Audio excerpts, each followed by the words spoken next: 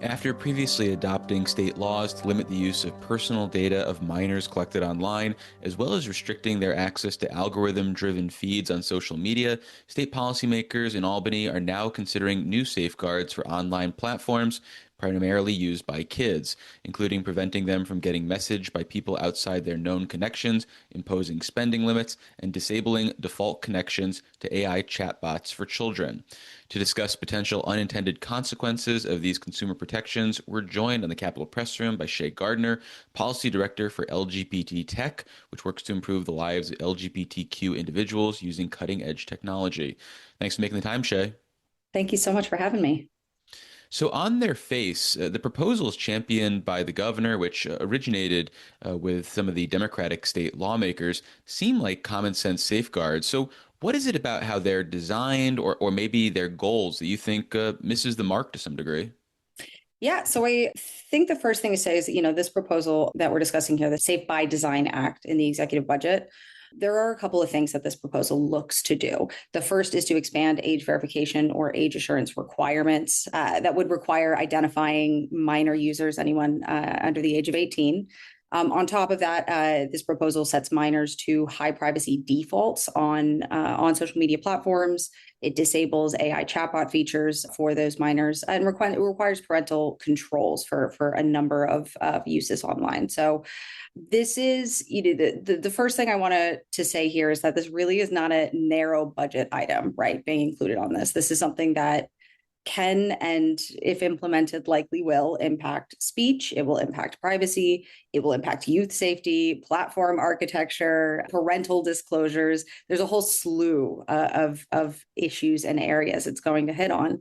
So policies this sweeping really are ones that we believe deserve full hearings, expert testimony, community input, all of those pieces as well, which is something that New York has done in the past, but is not necessarily doing in this situation here.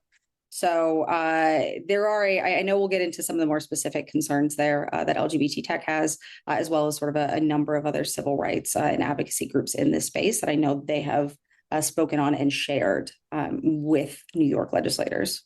Well, yeah, can you flesh that out a little bit more? Because it sounds like maybe the goals are admirable, but there's problems in the implementation of something like this, that there's, I guess, unintended consequences or elements of this that will not be implemented as envisioned? Yeah, I think I want to be clear in saying that I fully believe and understand that there are the best of intentions in this legislation and in many of the others like it that are being introduced across the states and even federally, right?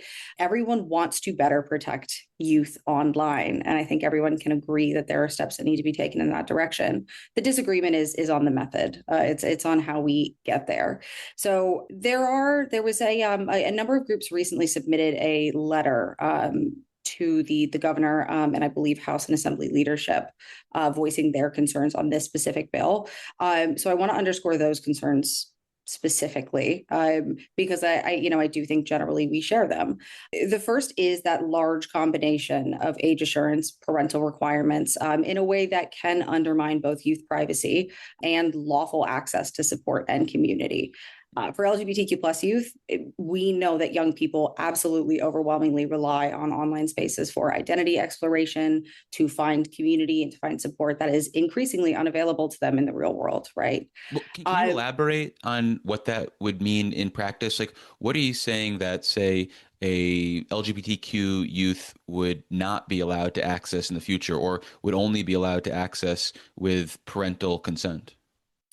I think there's a few levels here, right? The first is when you're looking at age assurance or verification, the language of which is still pretty broad in this particular proposal.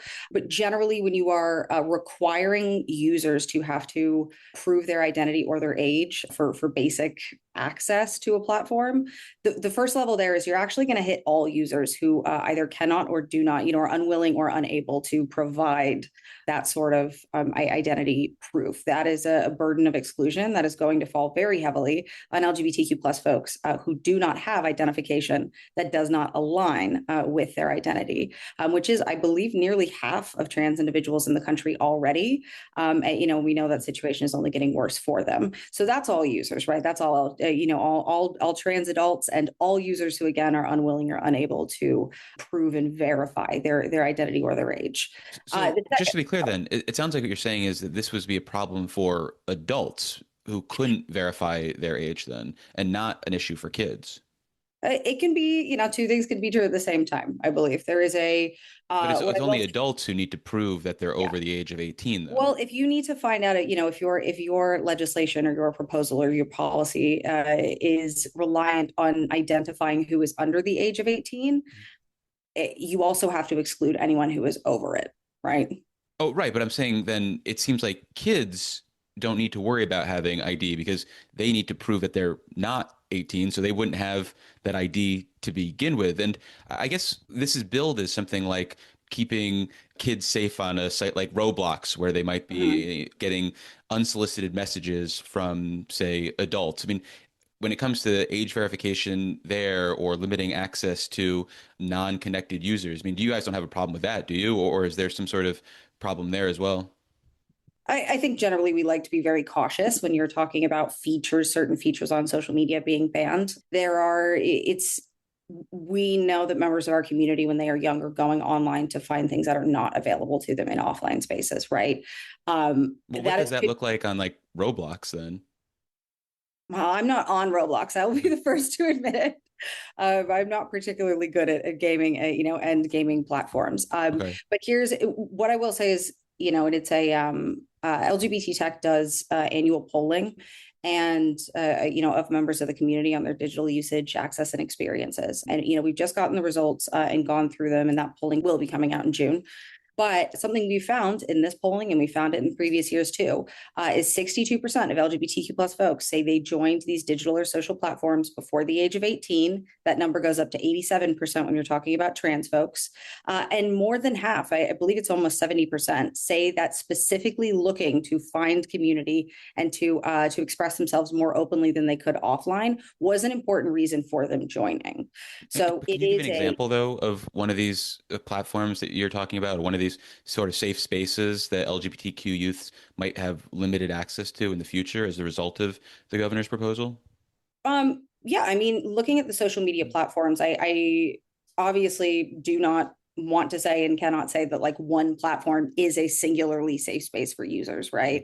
Anything that's happening in the real world that is bad, for people, harassment and hate is also being replicated in digital spaces. And that's a big part of this conversation that has to be included. What I will say is folks have done a very good job of building communities within those spaces. I do know that is something you can do in Roblox is build those. That is something you can do on any of these platforms, right? Whether it be Meta or Roblox or the dozens of others, which are, of course, escaping my mind right now. But giving users the ability to understand and control their experiences on those platforms, whether they're young people or adults, is what brings people together. So we heard some of these reservations brought up in the past when there were efforts in New York to restrict something like an algorithm-driven feed for minors when they're on, say, Instagram, for example, and this idea that we don't want things being force-fed to them without their parents' permission. And as part of that debate, there were concerns raised about this idea of astroturfing, that some of these say transgender groups or vulnerable groups more broadly were being held up as the reason not to do something when it wasn't necessarily originating from those people and the concerns that they had. What would you say to people who say, well, this is just a replay of that? This is just another astroturfing group. This is just big tech that doesn't want to have any rules and regulations, and that this isn't necessarily a top concern for LGBTQ youth. Is there anything that you would point to say, no, this is a sincere and real issue? Uh, yeah, I absolutely. And I want to say I completely understand those concerns, right? There's also, in the grand scheme of things, of everything happening right now that is impacting members of this community, I can understand why it would be easy to look at a situation like this and have to ask why there is so much concern around it. I think the important thing here is really not divorcing efforts like this, again, the most well-intentioned efforts, right? You cannot divorce these from the larger political ecosystem and environment that they are happening in. It is part of the reason we have really drilled down as an organization in the last year on protecting access to these spaces, is because we are watching how much worse the experiences of folks in the real world are, young people included, absolutely, and how access to safe spaces in the real world is just being, end expression is just being stripped left and right. You asked if I had something specific to point to, and I absolutely do. I mentioned our polling is coming out in June. We asked, we asked about this kind of identity disclosure and these sorts of policies. 77% of LGBTQ plus folks we surveyed said they were concerned about having to disclose their personal or sensitive data to prove their identity or age. 75% said they were concerned about policies that make it harder for LGBTQ plus youth to access resources online. We also asked a number of questions about concerns around data misuse being used to out folks, or your data being sold, because let's not forget, we don't have great or any protections federally at the federal level to protect from that sort of thing. So I will end with those and say, I would point to our numbers, which will be public shortly. Well, short of implementing the governor's proposal, what should be done then to prevent, say, kids from getting unsolicited messages from adults, or potentially having interactions with AI chatbots that they don't necessarily really understand and aren't in a position to have it in a healthy manner? I mean, is it one or the other? And if we don't like one, we shouldn't do anything? Or are there middle ground or other ways to approach these issues? I think absolutely there are, right? I think that legislators, both in the federal and the state level, have the ability to protect kids by, regulating some of the harmful design and the risky data practices in particular, as opposed to sort of building something that is akin to an identification or a parental surveillance system. I want to say on the state level specifically, and on the issue of data privacy, this is somewhere the states absolutely have the ability to get involved in a way the federal government is not right now. And they can do that for all users. They can do that for youth users, right? But protecting the amount of data that is being collected either by these platforms or by folks outside of them is an area that state legislators should be getting more involved. You also brought up the issue of AI chatbots, and I could talk about that all day. I love discussing the sort of intricacies and the nuances of youth access to these spaces. Where we are seeing kind of these harms when kids are developing this one-to-one sycophantic relationship with chatbots, and using those relationships in lieu of a real person, or a therapist or some sort of counseling. Talking about those harms, in coalition with the recognition that young people are going to these AI chatbots, going to these social media platforms, looking for something that they feel they are in need of, right? This is fun is had online, but normally when I'm talking about LGBTQ plus youth and why it's so important to maintain access to some of these platforms and features, I'm not talking about dancing on TikTok, right? I'm talking about young people finding someone who is like them and not feeling alone in the process. Well, unfortunately, that's all the time we have for this conversation. We've been speaking with Shae Gardner. She's the policy director for LGBT Tech. Shae, thank you so much for making the time. Really appreciate it. Thank you.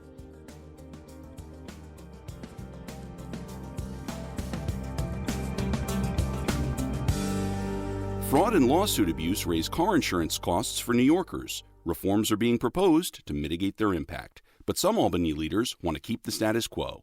Information on these reforms is available at keepnewyorkaffordable.org.